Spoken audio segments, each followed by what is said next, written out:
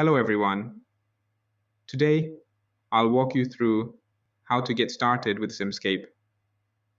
In this video, I'll show you how to set up a basic Simscape model, run simulations, and visualize results. I'll start with this example. This system contains 2 capacitors and 2 resistors. To add the components to Simulink, we're going to access the library browser, then select Simscape, followed by electrical, and finally passive. After that, add a capacitor and resistor to the model.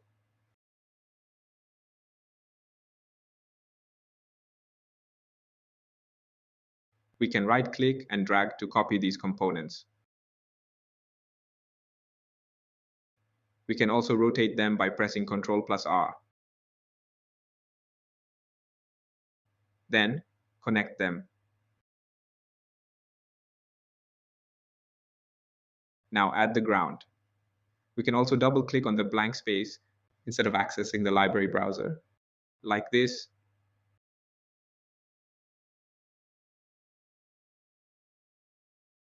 Okay, the system has a square wave input, so we're going to add a controlled voltage source and then a voltage sensor.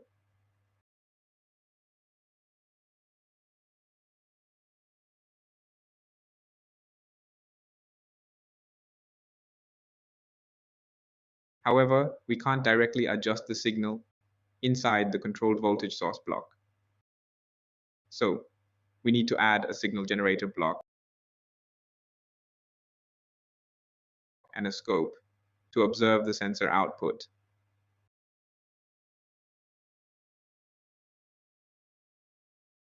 But we can't directly connect Simulink blocks to Simscape blocks.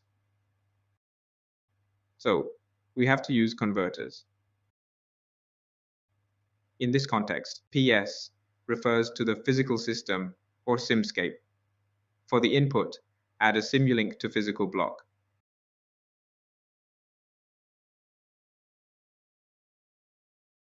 And for the output, add a physical to Simulink block.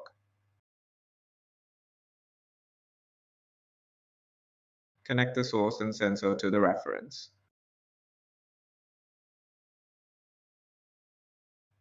Now, let's adjust the block parameters.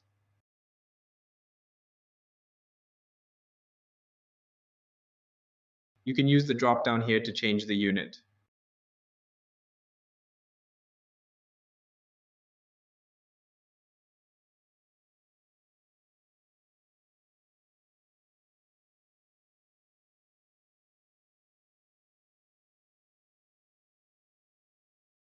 Next, adjust the input signal.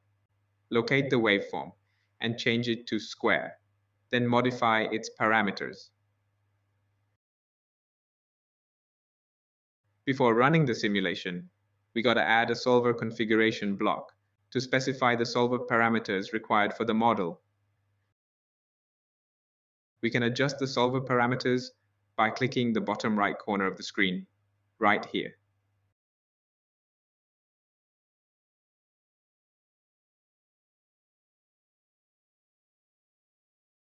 As you can see, we can adjust the time step and solver. For this example, I'll change the maximum time step to 1 millisecond.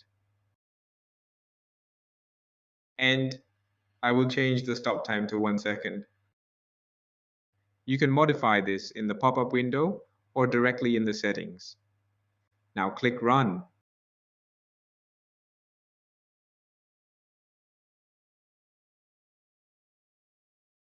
We can see the simulation results in the scope right here. From the given problem, we need to compare the result with the transfer function model. To keep things organized, I'm going to make this block smaller by pressing Ctrl+G to turn it into a subsystem. We can look inside and rename the input and output ports. I'm going to change them to VIN and VOUT.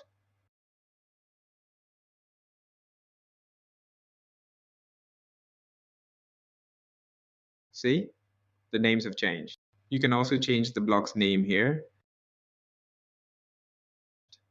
Now, let's add the math model by using the transfer function block.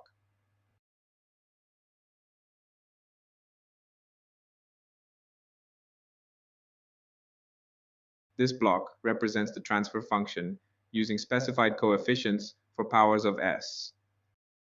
So we should enter the values like this.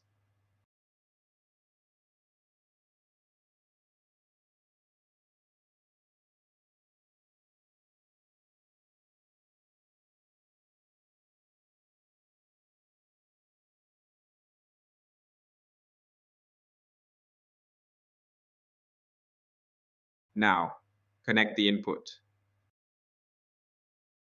For the outputs that need comparison, I'm going to use the mux block, which combines multiple inputs with the same data type and complexity into a virtual vector.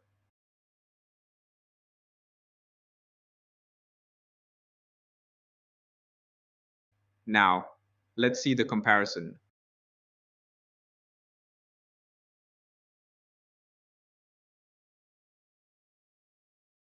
As you can see, the results perfectly overlap, which means we have set up the simulation correctly. Let me enable the legend so you can see it clearly.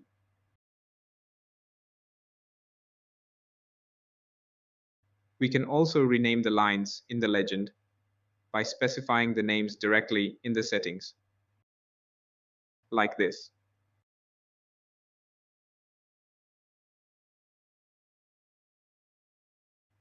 Now, the names match. You can also compare the results without using the mux block.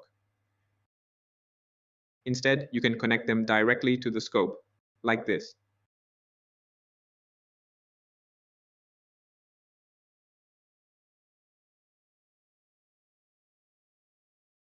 If you want to view the inside of the subsystem while observing the rest of the system, you can expand the subsystem. You will see a transparent overlay, like this.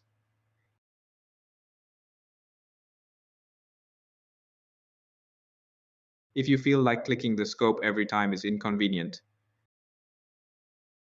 you can use the dashboard scope and specify the signal you want to monitor.